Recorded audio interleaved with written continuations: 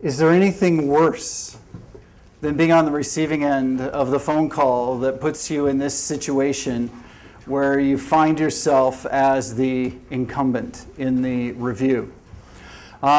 Here is my opening premise.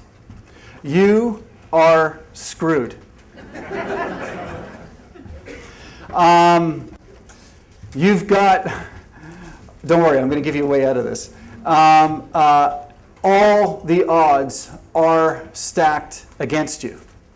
And the first step in understanding what you need to do is to get out of denial that the odds are against you, completely against you. Again, there is a way, but you've got to be willing to come at it in a way that's a little different. The first question you need to ask yourself is, should you even defend? Does it make sense to make the kind of investment that it's going to take to try and save the business? Particularly when you look at the kind of investment that I'm going to be walking through. And it's less about money, but it's more about taking very decisive actions to retain the business. I'm going to look at two things. Very briefly, I want to talk about why accounts go into review. One of the key driving reasons and why that reason puts you in a very difficult, precarious place in trying to retain the account. And then I'm going to have a look at a few principles, a few strategies for defending the business. So we always hear all kinds of reasons. Maybe it's creative differences, chemistry, lack of results. The new client one. Now, when you start to have a look at this one a little bit more, first of all, if there's a new client in, it often means that the previous client was fired. And everything associated with that previous client is actually now tarnished just a little bit. So this nervous client that's coming in, as all clients are a little bit nervous, they're now consciously working to distance themselves from the previous marketing chief and everything that was associated with that person, because they were part of something that went wrong. And this new marketing chief is being brought in with a sense of, yeah, man, it's really bad here. Joe really screwed things up. We're really looking forward to you coming in and getting this thing turned around. They're sort of brought in with that sort of a sensibility. So, as I mentioned, everything that's tarnished, or that's related to that previous marketing chief, is now tarnished, including you. By the way, this also includes their subordinates. Those people in the marketing organization that report to them are as nervous as you are. Because often new senior clients come in and they will bring in sort of a crew that they've had at their previous positions, 2, 3, 4 people that they know they can count on for what they need to get done. But you are tarnished by association with the outgoing marketing chief. To be associated with you is risk. So that's sort of what you're up against. And I know, having been on the receiving end of this situation a few times, the marketing client leaves, or maybe it's just a sudden transition. They're terminated and a new one's brought in. They were already queuing up.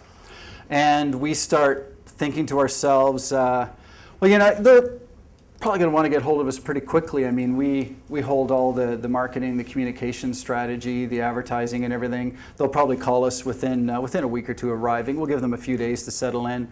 And then, I remember this happening a few times. A week would go by, a couple weeks go by. She started 2 weeks ago, right? Wasn't it 2 weeks ago she started? That's funny, she hasn't called yet. 3 weeks go by, and all of a sudden, it kind of hits you. Oh my God. She's not actually reaching out to us at all. Maybe you've sent an email, no response, and it sort of hits you. oh my God, we've got a problem. We have zero connection, and this person isn't responding. Is that fair to say that's happened before? Common situation? And you start sending those emails.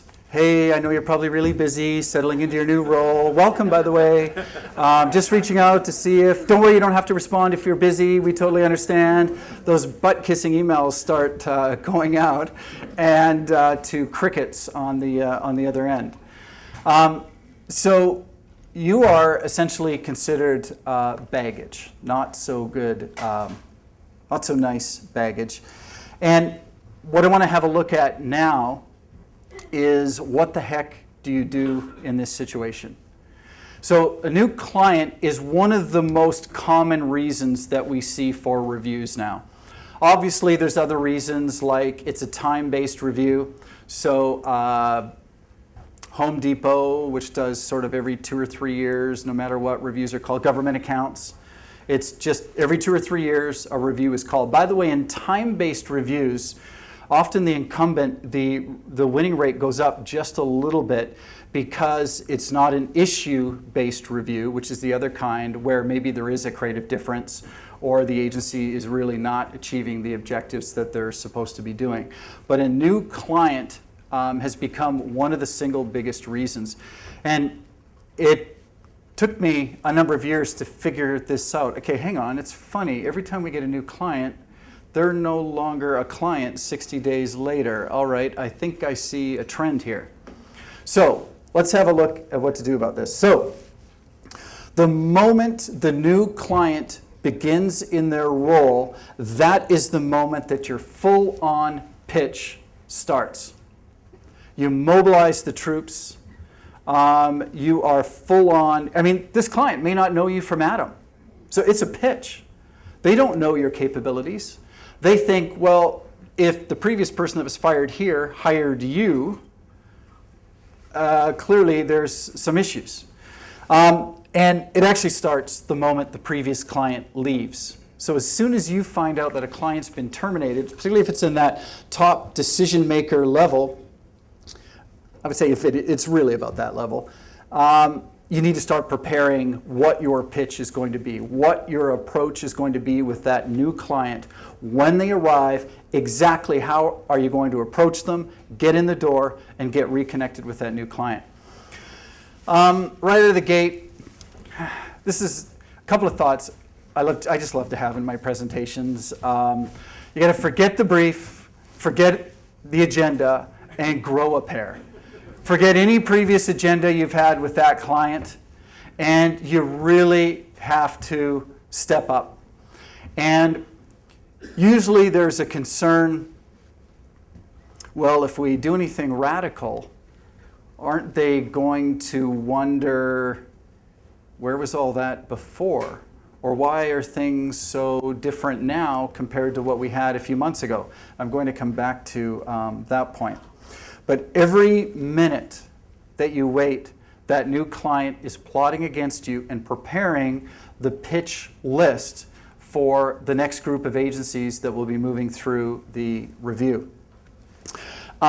So you've got to go big or go home in all of this. And there's a few sort of strategies or tactics I'm going to show you that are pretty radical. But I've used them with agencies that we work with, and they work. So let me walk you through a few of these.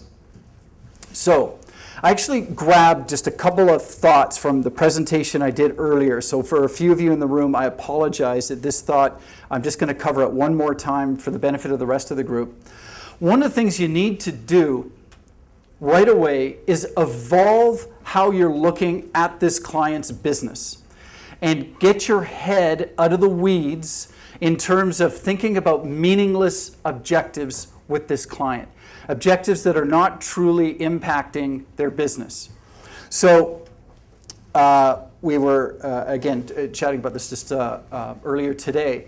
You know, we get briefs now that have 1 million different objectives in them. We want to increase awareness, increase brand recognition, drive X% increase in traffic, increase paid subscription enrollment, deepen brand engagement, grow impressions by X%. these are, for the most part, pretty meaningless because you can improve them and not sell $1 more of product.